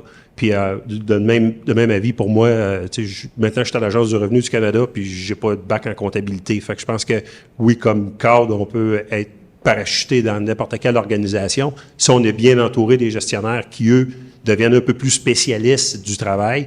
Puis après ça, on a nos chefs d'équipe, quand on a des gouvernances avec des chefs d'équipe, qui, eux, c'est le pain et le beurre qui fait rouler les opérations, là, surtout quand on est dans des opérations courantes. Puis je pense que c'est des gens peut-être qui ont la job la plus difficile, parce que là, ils sont avec la proximité avec les employés, puis ils doivent livrer qu'est-ce que les gestionnaires, puis qu'est-ce que les cadres demandent de livrer. Fait que pour moi, puis un peu la même chose, je me suis jamais considéré comme un cadre. Je fais partie de l'équipe de gestion, je fais partie du groupe. Fait que pour moi, il n'y a pas vraiment de différence. Sauf que peut-être que ma vision se porte sur l'année prochaine, puis le gestionnaire devrait être sur les 4 prochains mois, puis le chef d'équipe est pour finir la semaine du mieux qu'il peut essoufflé. Puis, je pense que là, c'est là nos niveaux de planification qui devraient être là. Puis des fois, ben ça se perd un peu parce que quand on tombe dans l'urgence, comme qu'on a vécu dans les dernières années, où des fois on est beaucoup en réaction, où le cadre, le gestionnaire puis le chef d'équipe se cassent la tête pour le lendemain. Puis ça, je pense qu'il faut s'éloigner de ça puis vraiment ramener nos cadres à avoir la vision stratégique pour la prochaine année et puis comment on veut shaper la fonction publique puis nos organisations. Le gestionnaire, 4 à 6 mois d'avance, qu'est-ce qui s'en vient, ses besoins, et ainsi de suite, puis avec nos chefs d'équipe là, qui gèrent le day-to-day. Fait que je serais quand même flatté si quelqu'un va m'offrir un job avec un mandat spécial. Là, je trouve que ça fait 007, là, ça fait de quoi spécial, mais ça m'est pas arrivé à moi. Là. Ben, je vais suivre après James Bond. Là. L'aspect écrit. Il y a des gens qui me connaissent dans la salle avec qui j'ai travaillé. J'ai une relation amour-haine avec l'écrit. Il y a 2 choses que je vois pourquoi que des gens n'écrivent pas. Il y a une grosse allergie à l'accès à l'information. Ça fait qu'évidemment, avec l'écrit, les écrits restent. Donc ça, c'est tout le temps un élément majeur. Comme DG, je travaille avec des sous-ministres adjoints puis les sous-ministres assez régulièrement. Il y a aussi la peur de prendre des décisions. Donc, on a parlé tantôt, comme leader, il faut prendre des décisions. On a besoin de l'écrit. On a besoin d'avoir des directives, des choses précise, mais on a surtout besoin du jugement de tout le monde ici dans la salle pour faire avancer ça selon ce qu'on pense qu'il y a du gros bon sens. Puis des fois, on oublie le gros bon sens aussi. Ça fait qu'avec l'écrit, moi je dis tout le temps aux gens, puis je fais du coaching, du mentorat de temps en temps, arrêtez d'envoyer des courriels. Puis là, c'est la folie des Teams, là, des messages Teams. Parlons-nous. Il faut que les gens se parlent pour communiquer puis mieux expliquer la vision, la mission qu'on a, mais juste des requêtes de base qu'on veut que quelqu'un fasse pour nous, on utilise beaucoup trop l'écrit. Donc, je pense que c'est cet équilibre-là qu'il faut établir avec les gens autour de nous. Puis pour ceux et celles qui répondent régulièrement à des demandes d'accès à l'information, ou peut-être vous en avez fait, quand t'en fais une, c'est pas pire. C'est assez simple, tu la déposes, tout ça. Mais les gens en arrière-plan, quand tu passes à travers ça, tu t'es sensibilisé très rapidement à l'importance sur comment tu écris, à qui tu écris, puis quand tu écris. Il y avait la question, là? Ben, en fait, je voulais juste rajouter, je pense que le job de gestionnaire intermédiaire, c'est une des jobs les plus difficiles. Intermédiaire. Vous êtes entre la haute gestion puis entre les équipes, pris en sandwich ou écartelé, là, trouver le vocabulaire qui vous convient, mais c'est une job qui n'est pas facile. Parce que là, la haute gestion vous envoie leur vision, c'est pas toujours clair, c'est pas toujours compréhensible, puis on vous demande de le faire comprendre à votre équipe, puis là, vous gérez les opérations, les feux. Fait que c'est pas une job facile de gestionnaire intermédiaire. Fait que c'est pour ça que je pense que comme gestionnaire, faut que la relation avec votre cadre, non plus, j'aime pas ça le terme de cadre, là, me semble on est tous dans le même bateau, dans la même équipe. Il faut que ce soit clair, tu sais. Puis comment est-ce qu'on peut s'assurer de traduire ça en réel, pour que ça sonne réel. Tu sais, les employés, là, ils demandent pas mieux de comprendre, tu sais, pourquoi je fais ça. Puis je pense que si on explique aux gens, puis je pense que ça fait partie de la gestion d'aider tout le monde à que la vision soit claire et de comprendre pourquoi on fait les choses. Si on dit on s'en va là, puis ça c'est ma plage, puis personne ne sait pourquoi on s'en va là, personne va être mobilisé pour y aller, tu sais. Mais si on comprend pourquoi, puis c'est expliqué, ben, puis je pense que c'est en comité de gestion. Donc, c'est le directeur avec son comité de gestion qui doit déterminer c'est quoi nos messages clés, comment est-ce qu'on oriente ça, etc. Là. Mais c'est vrai que la job de gestionnaire intermédiaire, pour l'avoir fait longtemps, c'est pas un job facile. T'es pris en sandwich, pas un job facile. Donc, communication. Communiquer, puis... Bonjour. Merci beaucoup de prendre le temps pour nous cet après-midi. Moi, c'est un petit peu constatation. Avec les années, au sein du gouvernement, je remarque qu'il y a beaucoup, on a de plus en plus de changements. Des changements de tous les côtés, mais aussi on va avoir aussi la pénurie de main-d'œuvre. On remarque déjà au sein de la haute gestion. Puis, nous, en tant que gestionnaire intérimaire, comme vous disiez que c'est pas facile, puis c'est vrai, c'est pas un rôle facile, on doit s'adapter. On doit être encore plus flexible, puis agile, on le sait, on le connaît le mot. Mais moi, mon point, c'est que je remarque que lorsqu'on a une vision, quand la haute gestion a une vision, le temps qu'elle est communiquée, le temps que moi, en tant que gestionnaire, que je me tourne, puis que je communique ma vision et que je mets en œuvre le plan, parce que moi, je fais un plan, puis là, j'enligne, puis là, j'enligne toute la patente, puis là, moi, j'ai des livrables, puis là, il faut que je livre, puis là, je livre le temps que je remonte tout ça, que je mets tout ça en branle. Ben ma haute gestion, elle a changé. Il y a beaucoup de gestion, dans mon expérience, je vous dirais que le temps que je m'adapte, que j'enligne tout le monde, là, la personne a été la DG ou c'est correct là, tu sais, on a toute une carrière, puis tu sais, c'est ça qu'on prône, puis je le comprends. Mais c'est déstabilisant autant par le top que par en bas. Fait que là, moi, j'essaie je souris. Il n'y a pas de problème, tout va bien aller. Mais là, la haute gestion, elle change de vision. OK. Là, on prend plus A, B, C, on va prendre C, D, E. OK, on se retourne tout le monde. Bonjour, on va partir avec D, E, C. C'est là que, dans le temps, je vous parle un petit peu, là, quelques années, on avait la possibilité d'avoir un peu plus de stabilité, je vous dirais. Là, c'est ça mon défi. Je trouve que, qu'est-ce que vous pensez? Ça va être un défi parce que ça va venir, là. Il va y avoir beaucoup de gens à la retraite. On le sait, là. On sera même pas capable de keeper up. Je sais même. En tout cas, moi, je vois ça comme ça va. Il va y avoir un reality check, là. Comment vous allez vous y prendre pour essayer de passer le flambeau? Parce que, tu sais, quand tu es dans un poste, je pense qu'il faut comme tu feeds l'autre. Mais en même temps, tu sais, l'autre aussi a le droit de développer, là, tu sais, comme quand tu arrives à un poste de directeur, tu veux sûrement arriver avec tes points. Fait que moi, je vous dis comment amalgamer pour pas que ça change trop. Parce que j'ai pas le temps, en tant que gestionnaire intérimaire, de vous livrer vos affaires. Oui, c'est ça que je veux dire.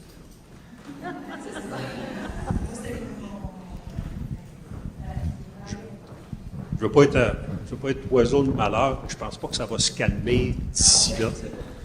Je pense qu'il y a des défis, ça en vient encore beaucoup avec ce que tu as mentionné. Le renouveau de la fonction publique, je pense que c'est une priorité. Je pense que des activités comme qu'on fait aujourd'hui, c'est bon. Je pense que comme cadre, on a la responsabilité de développer la main-d'œuvre, de développer la relève, mais je pense pas que personne ne peut avoir une solution sauf de continuer qu'est-ce qu'on fait. Est-ce que ça va se calmer un peu peut-être, mais honnêtement, je pense qu'on va être encore devant plusieurs années de défis devant nous autres. Mais la bonne nouvelle, c'est qu'on a des bonnes personnes pour s'en occuper. Fait que, le changement, il est là, puis il est là pour rester, puis il va de plus en plus vite, mais j'ai un petit peu puis ça doit peut-être dépendre d'organisation, mais tu sais, chaque ministère a ses mandats de base, là. Fait que moi, j'ai un petit peu de misère à voir comment la vision, oui, c'est des fois parce que les gens, ils amènent un volet trop personnel à la vision. Fait que là, nous, comme cadre, il faut qu'on dépersonnalise la vision. Tu sais, moi, je travaille à la garde côtière. Là. La garde côtière, du jour au lendemain, là, ils feront pas des demandes d'assurance-emploi. Là. Fait que pour moi, là, ça devrait pas, tu sais, oui, on a des nouveaux dirigeants, on change de sous-ministre, ils ont une nouvelle vision, une nouvelle approche de gestion, mais le mandat reste le même. Fait que moi, mon travail, c'est d'atténuer l'effet peut-être de ce changement de vision-là. Parce que le ministère, le mandat de notre organisation, là, puis je sais que des fois, il y a des gros changements, puis là, un ministère, mais la majorité du temps, le mandat de base reste le même. Puis là, on fait appel à des styles. Fait que là, nous, il faut qu'on atténue le style. On a notre propre style, évidemment, mais il faut qu'on l'atténue pour que l'impact sur vous, les gestionnaires intermédiaires, puis sur nos équipes, soit moins grand. Peut-être qu'on va avoir un petit tweak qu'on va vouloir donner pour bien s'aligner, mais ça ne devrait pas être si majeur que ça. Puis moi, mon travail, c'est m'assurer que l'impact ne soit pas si majeur que ça. C'est à moi, là, dans ces situations-là, là, je vais regarder en haut. Puis moi, je vais m'assurer que je montre la photo de la couleur qu'ils veulent l'avoir, mais que ça ait le moins d'impact possible sur vous autres. Puis j'ajouterais, on fait notre possible aussi dans toutes ces circonstances-là, parce qu'on peut pas tout contrôler. Il y a trop. On a parlé tantôt d'impondérables, puis tout ça. Les ministères qui sont là, les agences.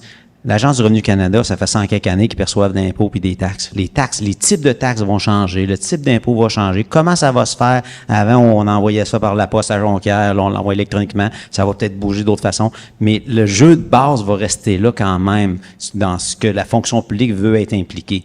Fait que notre rôle, à tous collectivement, c'est vraiment, oui, le changement. Moi, je suis un peu allergique au mot changement, parce que pour moi, changement équivaut la vie en général. Parce que dans notre vie en général, tout change tout le temps, puis on n'a pas des formations de gestion de changement quand les enfants viennent au monde, ou quand les enfants partent de la maison, là, puis on change des enfants. Fait que je suis un petit peu allergique à ça. Mais c'est vraiment de se préparer, puis on parlait de résilience, de capacité d'adaptation, de garder une attitude positive aussi dans tout ça, parce qu'on n'a pas le contrôle. Donc, on avance là-dedans, on chemine ensemble en équipe, dans le respect, en collaboration, et puis on avance. Puis des fois, ça prend, ça bifurque 90 degrés d'un bord. Ben, écoute, on vire 90 degrés de ce bord-là, puis on y va avec ça, puis on continue à avancer là-dedans. Mais habituellement, on recule pas trop. Fait qu'on s'en va vers l'avant, puis on y va comme ça. Ah, une question.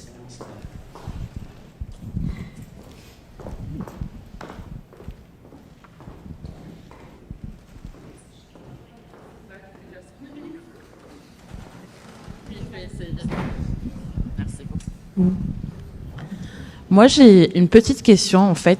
Quand on parle de fonction publique, on parle aussi de pérennité de l'emploi. On va rester longtemps en général. Comment on fait, ou comment vous faites justement pour que les gens restent sur la longueur dans cette vision d'innovation et de gérer et de rester impliqués finalement? Parce qu'on va pas se mentir, ça aussi, c'est peut-être ça aussi que des fois ça freine, des fois que ça change pas vite, parce que on est là pour rester quand on rentre à la fonction publique. Donc comment on fait quand l'emploi est périn comme ça? Ben, je pense que la rétention, en ce moment, c'est un gros défi, là. C'est ça à quoi vous faites référence. Et en ce moment, il faudrait vivre en dessous d'une roche pour pas voir qu'il y a un déficit d'emploi partout, hein. Donc c'est vrai dans la fonction publique aussi. Puis, comme on dit, la beauté de la fonction publique, c'est qu'on a plein d'opportunités. Donc, qu'est-ce qu'on fait comme organisation pour retenir nos gens? Donc, je pense que chacune de nos organisations va avoir son plan pour essayer de retenir les gens, de les garder mobilisés, de les garder intéressés. Mais ça, c'est un grand, grand défi. Comment? Ben, les gens qui partent pas, tant mieux, mais il faut les garder mobilisés aussi. Il faut vraiment les garder mobilisés. Donc ça, je pense, c'est aussi quand on parle de la gestion de rendement avec les employés, d'avoir des discussions. Qu'est-ce qui te motive? Tu sais, parce que des fois, tu as des employés qui ils ont peut-être le goût de faire autre chose. Puis ben, moi, je vis dans un... Je vis. Oui, je vis pas mal au bureau. Je vis pas mal au bureau de ce temps-là. Mais donc, à SPAC, moi, à Travaux publics, on a une grande diversité de mandats. Ben, tant mieux pour nous autres. Donc, un employé qui dit, ben moi, j'ai le goût de faire d'autres choses, il y a des opportunités au sein de l'organisation. Il y a une responsabilité de l'employé aussi de dire, moi, j'ai le goût de faire d'autres choses, j'ai le goût de me développer, j'ai le goût de m'impliquer, etc. Mais donc, tu sais, ça passe par une discussion avec son gestionnaire transparente. Là, donc, l'employé a une responsabilité, mais je pense que l'employeur a une responsabilité d'assurer qu'il y a une diversité, qu'il développe ses gens, qu'il puisse accéder à différentes choses. Tout à l'heure, vous avez dit que si un gestionnaire ou si quelqu'un vous dit on a l'habitude de faire comme ça, donc il résiste un petit peu au changement, c'est pas la bonne réponse. Je pense que c'est la nouvelle directrice qui l'a dit tout à l'heure. Mais ma question, c'est que quand les gens, justement, ne veulent pas changer, mais vous le ressentez pas forcément parce qu'ils risquent pas de perdre leur emploi parce que on est dans la fonction publique, donc il y a quand même une sécurité. Donc les gens vont nous dire pourquoi innover, pourquoi justement faire les choses, comment justement faire fonctionner les choses comme ça, parce que c'est ça qui rend, selon mon opinion, la lourdeur Parce qu'on dit souvent, fonction publique, c'est plus lent, ça va prendre du temps, mais parce que les gens refusent de changer et parce qu'il n'y a pas forcément de perte d'emploi. Là, vous m'avez parlé plutôt de rétention, mais moi, je vous parle pas des gens qui partent. Les gens qui partent, ça veut dire qu'ils s'ennuient et ça veut dire qu'ils ont de l'ambition. Je comprends mieux votre question. Moi, je pense que là, l'organisation, quand je parlais d'innovation tantôt, mais de se donner le droit à l'erreur, moi, je pense que les gens, quand ils se lèvent le matin pour aller travailler, là, il n'y a pas de monde qui disent, moi, aujourd'hui, je vais aller au bureau, puis je vais être pas efficace, puis je veux pas que tu sais, si vous donnez des services aux citoyens, que les citoyens soient pas contents, puis etc. Je pense que l'employé, la majorité des employés, je pense que c'est une exception, là, peut-être qu'ils répondent pas à ça. La majorité du monde, quand ils se lèvent le matin pour aller au travail, ils veulent faire un bon travail, ils veulent que ceux à qui ils donnent des services soient satisfaits. Je pense que l'humain est comme ça, là. Bon. Donc, je pense, mais moi, je pense qu'il y a beaucoup d'employés qui auraient des bonnes idées. Ils disent, hey, moi, puis c'est souvent, tu sais, en tout cas, moi, comme cadre, comme gestionnaire, demander je fais comme Marie-Josée ici, moi, j'appelle ça mes rencontres sympathiques, là, de rencontrer mes employés, puis avez-vous des idées? Parce que les idées viennent souvent des opérations de base. Ben, je suggérais telle affaire. OK, maintenant, comment ça marcherait-tu? Comment est-ce que... Fait que je pense que faut demander aux gens que s'ils ont des idées, mais les permettre, donc se donner le droit à l'erreur. On essaye des choses. On revient un petit peu à la boucle du début, là. Mais c'est sûr qu'il y a certains individus qui vont dire, bon, ben là, moi, je fais mon temps. Mais ça, là, je veux dire, honnêtement, j'en vois pas souvent, moi. Je dis pas qu'il y en a pas. Je dis pas qu'il y en a pas. Mais j'en vois pas souvent. Je pense que les gens, ils sont performants, puis les gens, ils veulent faire une bonne job, puis ils aiment ça à la fin de la journée, se faire dire, crime, ça a bien été, là. Tu sais, je pense pas que personne se lève le matin en disant, j'aimerais ça que mon patron ne soit pas content de mon travail aujourd'hui. Je pense que... Un peu dans la même veine d'idée, moi aussi, là, je suis un éternel optimiste, puis je pense que les gens, quand ils se lèvent le matin, ils viennent au bureau, puis ils se présentent pour faire une bonne job. Par contre, s'il y a des gens qui sont vraiment réfractaires au changement, ou bien là, ça commence avec une discussion avec le chef d'équipe, avec le gestionnaire. Peut-être la personne n'est pas sur son X. Tantôt, on parlait de ça, l'importance d'être à la bonne place. Fait que peut-être, c'est d'avoir des discussions avec ces individus-là, de dire, bon, OK, tu veux-tu vraiment être malheureux? Parce qu'honnêtement, moi, je serais malheureux, puis je suis malheureux pour ces gens-là qui vivent ça, ou qui voient leur emploi dans la fonction publique comme étant une sentence à vie. Il y a mieux que ça dans la vie. Fait que je pense que c'est d'avoir la conversation avec ces gens-là. D'un autre côté aussi, j'haïs pas ça avoir un certain pourcentage de mes employés qui veulent être stables, qui veulent être, ils aiment qu'est-ce qu'ils font, puis ils veulent rester, parce qu'on a besoin de ça aussi. À un moment donné, avoir des portes tournantes, des postes d'entrée, j'aime pas ce terme-là, poste d'entrée, parce que d'un, c'est péjoratif pour moi, puis de deux, ben ça donne pas le crédit du travail que ces gens-là font. Mais c'est pas facile non plus de gérer des postes que tu fais un onboarding d'un employé, tu l'entraînes, pas longtemps après, il repart, il faut que tu reprennes. Puis souvent, c'est des postes qui sont hyper importants. C'est eux autres qui font le pain et le beurre là, de la shop, puis ces postes-là, ils tournent. Fait que c'est bon d'avoir aussi des gens qui ils vont, sans être réfractaires au changement, c'est que, comme qu'on disait tantôt, oui, il y a des gros changements en haut, mais des fois, c'est comme « what's in it for me » ? Qu'est-ce qui a changé vraiment pour moi? Passeport Canada, on va continuer à faire des passeports. Nous autres, à l'Agence du revenu, on va continuer à percevoir votre bien. Fait que il y a des choses qui ne changeront pas. Fait que faut dire des choses.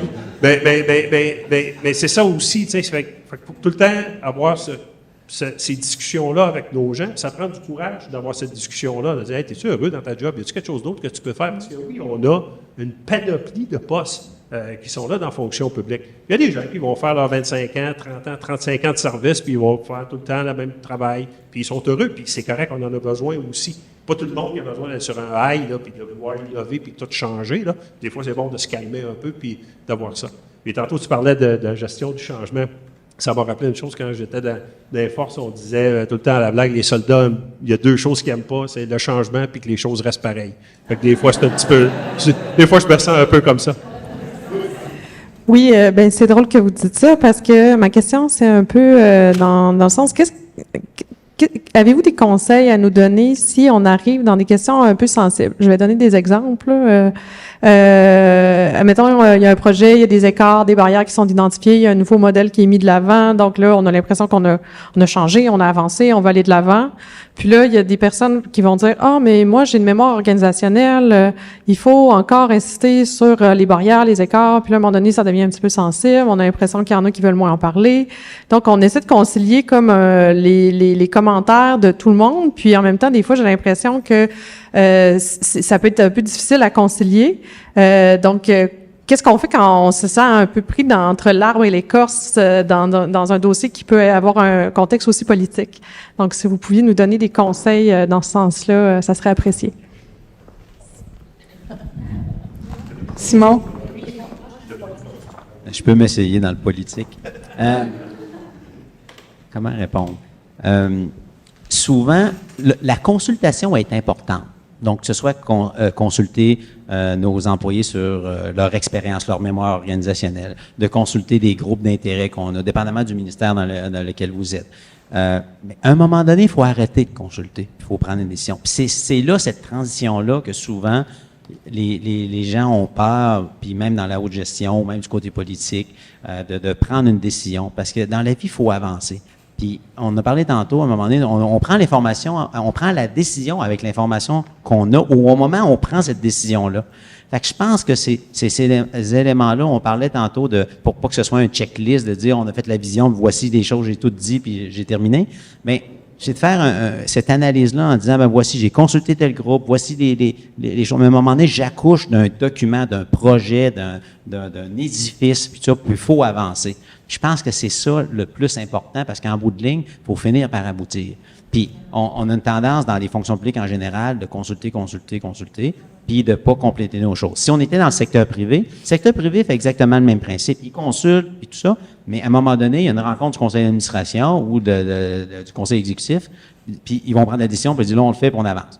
Peut-être dans un an, ils auront pris une mauvaise décision, mais ils vont se réajuster. La même chose doit exister dans la fonction publique.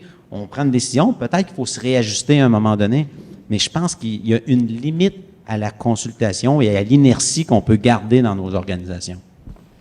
Je pense qu'à un moment donné, on paralyse par analyse. Vous savez, on est bon, là, puis là, on fait des plans de gestion de risque, puis là, il y a des risques. On disait tantôt, là, il y a des organisations qui ont une aversion au risque. Puis là, puis il y a des gens qui ont une aversion au risque aussi. T'sais. Puis là, à partir du moment où il y a des risques, là, c'est comme, il y a des risques, mais il y a des risques pour tout le temps. Donc, on fait des plans de gestion de risque pour gérer le risque. Fait que je suis d'accord avec Simon, tu fais ton plan, tu consultes, les 5 sont là plus longtemps, qui ont une mémoire corporative, ça peut être hyper instructif. OK, tu fais ton plan de gestion de risque, mais à la fin de la journée, à un moment donné, tu dis, là, on prend une décision. Puis on va gérer le risque. Puis s'il y a des risques qui se concrétisent, on va mettre les mesures d'atténuation en place, puis tout ça.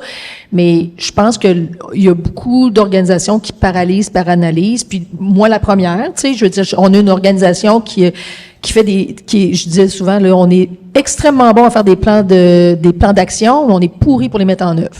On fait des beaux plans d'action, puis là, après ça, ça reste là. Go, on les met en œuvre. Il faut que les bottines suivent les babines aussi. Là, on parlait des qualités de leader éventuellement. Faut dire ce qu'on fait, puis il faut faire ce qu'on dit. Fait que là, c'est beau, on parle de la vision, tout ça, mais faut avoir un plan qui vient avec ça. Il y a quelqu'un qui a parlé, il faut avoir un plan, puis il faut le mettre en action. Avec les risques qu'il comporte. Go! Un bon exemple, c'est avec la pandémie. Nous, à Service Partagé Canada, quand la pandémie a commencé en mars 2020, tout le monde à la maison, là, il faut apprendre à communiquer ensemble. Il faut avoir accès au courriel, il faut avoir accès au réseau, puis tout ça. Puis à Service Partagé, si on avait gardé la même méthodologie régulière de consulter puis de faire les comités de gestion, on serait encore en train de jaser. Puis on n'aurait pas retravaillé depuis 3 ans. Fait qu'à un moment donné, là, il y a eu une gestion de risque à l'extrême, d'une façon. On est très bon dans les urgences en passant au gouvernement, là. Puis ça a pris des délais d'1 mois à peu près, là, puis ça a tout été vérifié avec la cybersécurité, puis pouf, on a été capable d'accoucher d'une solution qui est pas parfaite, mais qui fonctionne quand même pas pire. Fait que, puis on a commencé pour ça. Merci. Tout ça. Merci à tout le monde qui a travaillé là-dedans, mais on a réussi à le faire. Fait qu'on est capable à le faire comme comme gouvernement. Mais quand on retombe dans nos pantoufles régulières, puis moi, je le vois avec la pandémie, la première année de la pandémie, il me semble que les choses viraient, ça allait au fond, puis tout ça. Mais là, on est retombé dans nos pantoufles depuis un an à peu près, là, un an et demi. Là, là c'est long, là, puis là, ça prend plus de notes de brefage, puis de ci, puis de ça. Mais avant ça, on a réussi, puis donc ça fonctionne. SPAC s'est reviré de bord avec les édifices aussi, rapidement, pour avoir accès à des endroits qu'on pouvait pas fermé, mais c'est drôle, tout le monde s'est ajusté. Le service correctionnel d'un pénitencier, je sais pas s'il y en a au service ici, mais les détenus étaient encore dans les prisons, là, dans les pénitenciers, il fallait s'en occuper, là, donc on ne peut pas fermer le pénitencier du jour au lendemain. La défense s'est adaptée rapidement à la garde côtière aussi, fait que je pense qu'en mode d'urgence, on a certaines façons de fonctionner où on prend des risques parce qu'on n'a pas le choix, on est devant un mur, puis on n'a pas le choix, en bon français, de coller la shot. Fait que cette gestion de risque-là est vraiment clé, mais on devrait l'avoir au quotidien dans tout ce qu'on fait. On a parlé beaucoup des gestionnaires intermédiaires. Simon, j'aimerais savoir comment tu prends le pouls des employés, là, tous les employés qui sont en dessous de toi, sans que justement les gestionnaires ou les différents paliers de gestionnaires qui sont entre ça, ils se sentent comme menacés. Hein? Le boss, il va parler à mes employés. Bien, ça va beaucoup avec le style de gestion puis la personnalité de tous et chacun. Moi, je suis une personne très, très ouverte, je suis assez extroverti, je me promène sur le plancher, sur le terrain, je parle aux gens directement. Mes comités de gestion, les gens, mes directeurs le savent, ma façon de fonctionner, mes gestionnaires également. Donc, je me promène dans les sites pour rencontrer les gens dans leur milieu de travail. Moi, j'appelle ça, mais on a toutes sortes de petits mots pour dire les rencontres un à un qu'on fait. Moi, j'appelle ça les Digitalk, là. Donc, les gens, on se rencontre soit virtuellement ou en personne, dépendamment où je suis, pour rencontrer. Puis, à un moment donné, je dirais que le beat ou l'habitude se prend parce que ils savent, les gens ont pas peur de me parler ou de m'appeler. Je fonctionne beaucoup par téléphone, comme vous pouvez penser, donc pas trop de courriel. Fait que les gens prennent rendez-vous avec moi, puis on jase, puis on avance là-dedans pour bien connaître qu'est-ce qu'ils pensent. Puis j'en ai fait plusieurs cette semaine d'ailleurs, là, dans le début de la semaine, puis j'ai appris plein de choses sur comment, malgré tous les changements qu'on a, on parle beaucoup de changements, comment réaligner mes décisions. Fait que là, ils me mettent la puce à l'oreille sur certains éléments, ils disent, j'avais pas pensé à ça. Tu sais, fait que je trouve ça vraiment, vraiment essentiel, ces rencontres-là. Et puis, beaucoup dans mon style aussi en termes de prise de risque, moi, j'aime ça, prendre des risques, j'en prends beaucoup. Fait que moi, mes directeurs ont carte blanche pour le voyagement. Donc, en termes de budget, ils peuvent aller voir leur monde, mes gestionnaires, mes chefs d'équipe, puis tout ça. Puis malgré que je leur donne carte blanche, je dépense même pas mon budget au complet. Fait que mais je veux pas être le frein à mes activités. Je veux que les gens soient sur le terrain puis qu'ils se parlent. Puis avec la pandémie, on est un ministère beaucoup virtuel, le service partagé. Il y a beaucoup de travail qu'on peut faire complètement à distance. Mais les gens se présentent dans les bureaux. On essaie d'aller voir le monde le plus possible aussi. Puis d'être à l'écoute aussi des clients, des partenaires, donc de tous vous autres dans tous vos ministères. Parce que c'est là qu'on apprend de vos opérations. Puis c'est quoi vos mandats pour le futur? Qu'est-ce que vous voulez accomplir?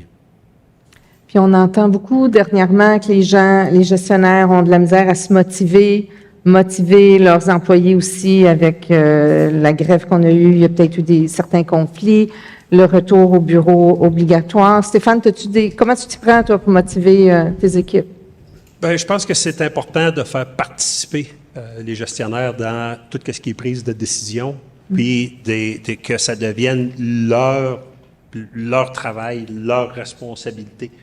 Souvent, je voudrais pas que les gens tombent dans l'immobilisme parce que là, ça devient encore plus cynique lorsque ça se passe. Fait que vraiment de délimiter les responsabilités de tous et chacun dans l'équipe de gestion, puis de laisser aller les gestionnaires avec ça, puis que ça soit leur responsabilité de livrer. Fait que ça amène un certain enthousiasme. Puis tu sais, je le prends mon rôle au sérieux d'être le cheerleader là, d'un paquet de projets, puis d'un paquet d'affaires qui essayer de le vendre le plus possible, comme de quoi que ça va être le fun, là, puis d'essayer de contaminer de mon enthousiasme l'ensemble des gens, mais d'aller mettre de temps en temps un singe dans les cubicules des gestionnaires, puis utiliser leur leadership pour faire avancer les choses, puis après ça, les chefs d'équipe dans des gouvernances, tout ce qu'il y a des chefs d'équipe, je pense que c'est essentiel. Là. Puis oui, on a vécu des moments plus difficiles, là, mais là, je pense que le beau temps, là, l'été va arriver, là, la pandémie, on entend de moins en moins parler, je pense que l'avenir va être beaucoup meilleur au niveau du moral, même s'il va y avoir encore des défis. Mais je pense que c'est important, ça. Notre rôle qu'on a comme chef, quand on se lève le matin, là, de se présenter là, sur notre meilleur jour, puis avec la meilleure énergie possible, là, ça peut faire bouger des choses. Puis tu sais, nos jobs sont pas toujours faciles, là, faut pas se le cacher, là, mais des fois, faut être résilient, puis prendre notre courage à deux mains, se retrousser les manches, puis dire, let's go, ça va être comme ça. J'ajouterais peut-être juste une petite chose là, tantôt, parce que ta question a été en lien avec le contact avec les employés. Fait que tantôt, moi, je vais présenter une façon un petit peu plus formelle, organisée, mais moi, je prends toutes les occasions informelles pour être avec eux autres. Puis, quand je suis au bureau, je dîne pas dans mon bureau. Je vais dîner avec les gens. Moi, j'ai un règlement. Là, je m'invente des fois des règlements. Moi, c'est interdit de manger à ton bureau. Fait que, à moins que tu n'aies pas le choix. Mais on se regroupe ensemble dans une salle à la cafétéria, puis on mange ensemble. Puis moi, c'est important d'être là. C'est important de tisser ces liens informels-là. Dans le passé, moi, j'ai travaillé avec des directeurs qui mangeaient dans leur bureau. Puis, je vous dirais, bien honnêtement, ces directeurs-là ont eu la vie un petit peu plus difficile que moi je l'ai. Parce qu'il n'y avait pas cet informel-là, il n'y avait pas ce contact-là. Fait que moi, j'utilise les informels. Quand j'ai des collègues, peu importe là, du niveau, qui disent « OK, on va se faire des working lunch, on va se rencontrer à l'heure du lunch. » Non. Ah, je veux dire, si je n'ai pas le choix d'avoir une rencontre un jeudi de midi à 1h, c'est correct, une fois de temps en temps. Mais moi, je ne prends rien de récurrent à l'heure du lunch. Parce que moi, c'est ma période. Parce que peux-tu avoir moi aussi, un petit peu, un petit break mental, mais moi, c'est ma période de temps quand je suis au bureau, que je parle avec les gens de mon équipe ou les collègues, ou peu importe. Il faut utiliser ces opportunités informelles-là. Je suis sûre qu'ils doivent l'apprécier aussi, hein? Je ne sais pas. Il faudrait demander. En tout cas, moi, j'ai dit pas. Ah, mais là, ça fait plus de 30 ans que je fais ça, fait que ne vous en faites pas. Si je peux me permettre, on a un directeur qui était un petit peu comme vous, puis c'était vraiment apprécié par tout le monde. Merci. Il était toujours très, très discret comme ça. Puis, une chose, puis là, c'est un message pour Sylvie, mais elle m'a déjà entendu là-dessus. Il faut aussi que nos lieux de travail soient adéquats pour ce genre de rencontre-là. Donc là, moi, je suis au 1550 d'Estimauville, puis là, il y a des mini-cafétérias, il y en a 2, 3, 4 par étage des fois, puis tout le monde est caché dans des petits coins un peu partout. Celles qui ont déjà travaillé à la gare maritime Champlain, je ne sais pas s'il y en a qui se souviennent de la gare, en bas, il y avait une grande cafétéria, puis tu n'avais pas le choix, tout se passait là. On va à Jonquière, au Centre fiscal de Jonquière, au CNVH à Shawinigan, c'est encore comme ça. C'est merveilleux parce que c'est le point de rassemblement. Parce que là, il faut avoir des lieux de travail où on peut se retrouver ensemble aussi. C'est juste un petit message. J'aimerais qu'on finisse sur un dernier thème, la gestion du stress, parce qu'on est pogné en sandwich, on vit beaucoup de stress, tout ça. Des trucs sur la gestion du stress. Simon. Le stress. Le stress, il va tout le temps en avoir en passant. Là. Fait qu'il y a des gens qui disent qu'il faut l'éliminer, le stress. C'est pas vrai. Il faut le gérer. Donc, ça, je commence là-dessus. Une chose qui est importante dans notre travail, c'est de décrocher du travail. Le travail, c'est une partie de notre vie, mais c'est pas toute notre vie. Donc, c'est important de décrocher, de bouger, d'aller dehors, de lâcher prise aussi, parce que c'est du travail. À un moment donné, il y a des choses qu'on est passionné à propos de certains projets, certains dossiers, on est dedans tout le temps, mais c'est important de s'autoriser, de sortir de ce projet-là, de fermer son téléphone, de ne pas être en contact tout le temps. Puis avec le monde virtuel, c'est plus dur, là. Pour ceux et celles qui travaillent beaucoup de la maison aussi, c'est tough des fois d'avoir cette coupure-là avec le travail puis notre vie personnelle. Donc ça, c'est très important. Tout l'aspect social et humain, je le vois dans la pandémie.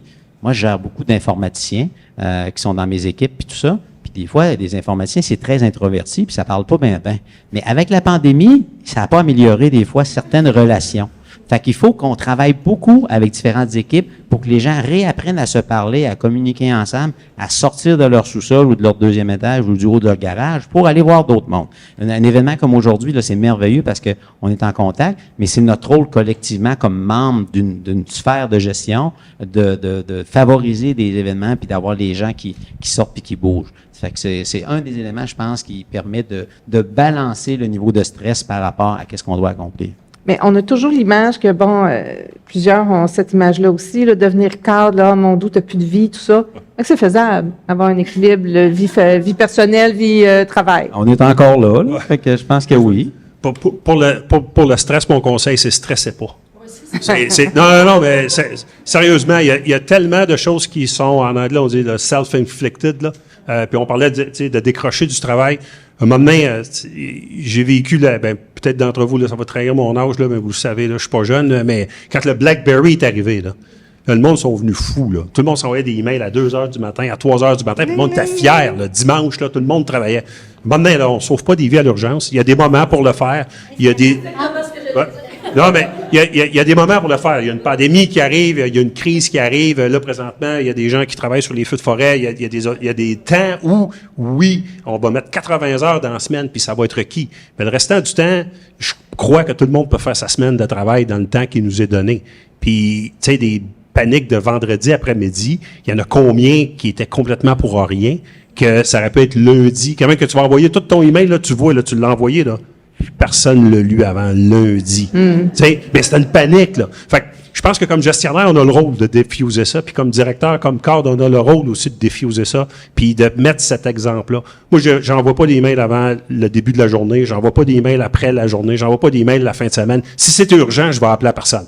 Parce que j'ai quand même des critères pour être contacté. Jamais j'ai un employé qui décède, si jamais il y a des crises majeures qui arrivent, je vais être contacté tout de suite. Mais sinon, les affaires peuvent être retournées à lundi. Puis faites attention à vous autres. Il faut décrocher du travail, faire d'autres choses, faire des activités. Peu importe qu'est-ce que vous aimez, profitez-en au maximum parce que à la fin de la journée, c'est juste des jobs. Puis du stress, oui, il va tout le temps en avoir. Si on veut pas stresser, il faudra pas rien faire. Fait que oui, le stress est là, mais il faut pas l'amplifier. Je pense que notre rôle comme directeur, comme cadre, puis après ça, quand on descend plus bas dans la hiérarchie, c'est justement de diffuser ce stress-là. Fait que stressez pas. Tu as volé ma phrase sur les urgences, là. Mais je pense qu'on est notre pire ennemi. On est tout simplement notre pire ennemi. Puis, effectivement, réfléchissez vraiment, là. Tu sais, qu'est-ce qui a été vraiment, vraiment, vraiment urgent, tu sais? Oui, tu sais, des feux, la base de la garde côtière, quand ça a débordé le 23 décembre, j'avais des équipes qui étaient là. Tu sais, ça, OK. Mais qu'est-ce qui est vraiment, vraiment, vraiment urgent? Pas tant. Il y en a pas tant que ça.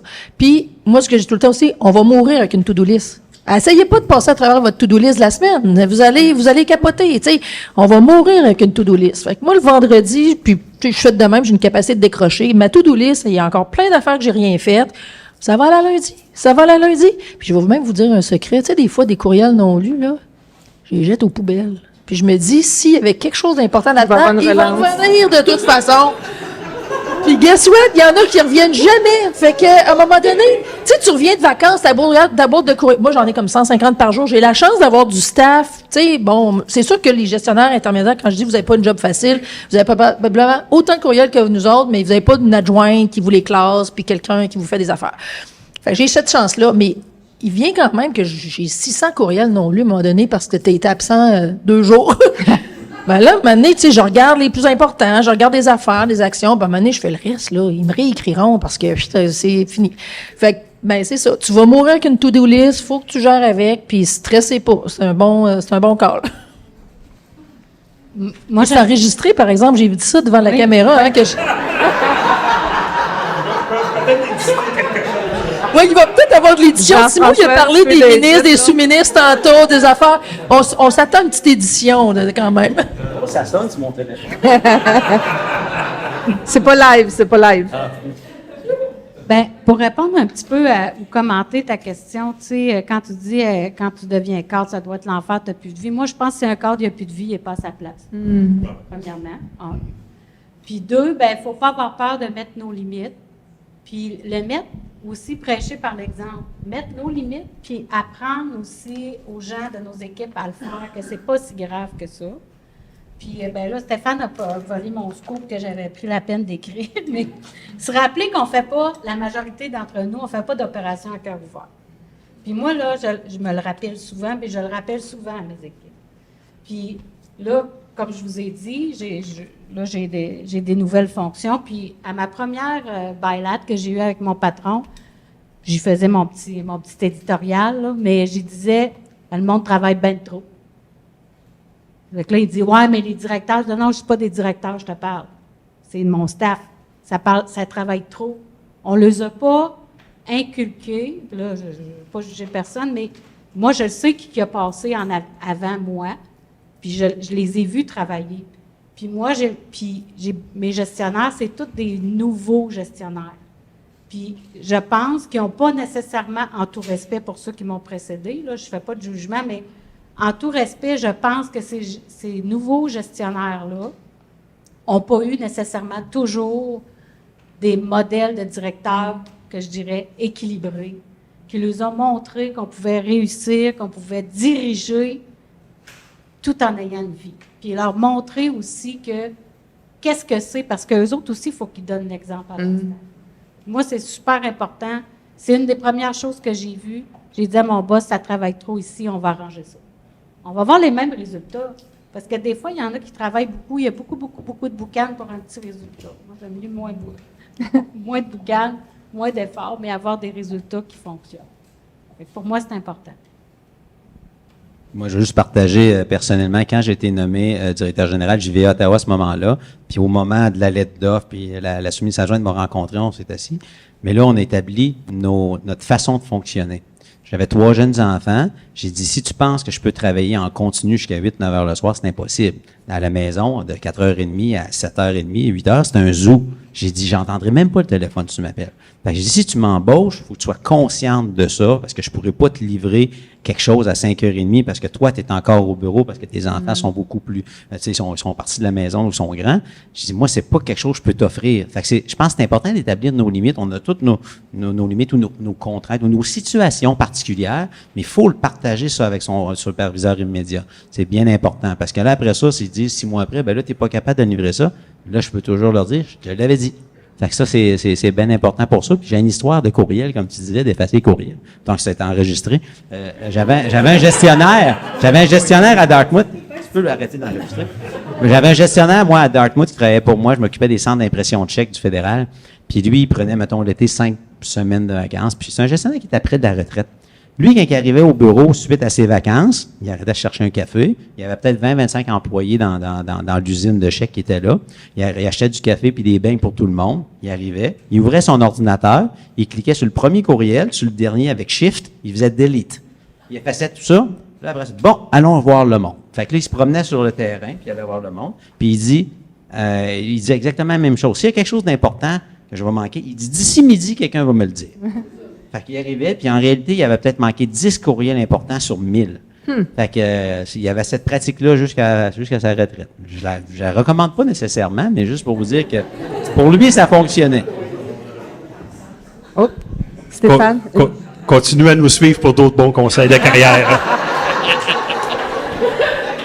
On en a d'autres. Si vous nous citez, on va nier, par exemple. Ah ouais. Je vous remercie du fond du cœur. Je pense qu'une bonne main d'applaudissement. Votre générosité dans vos bons conseils. Merci beaucoup. Merci.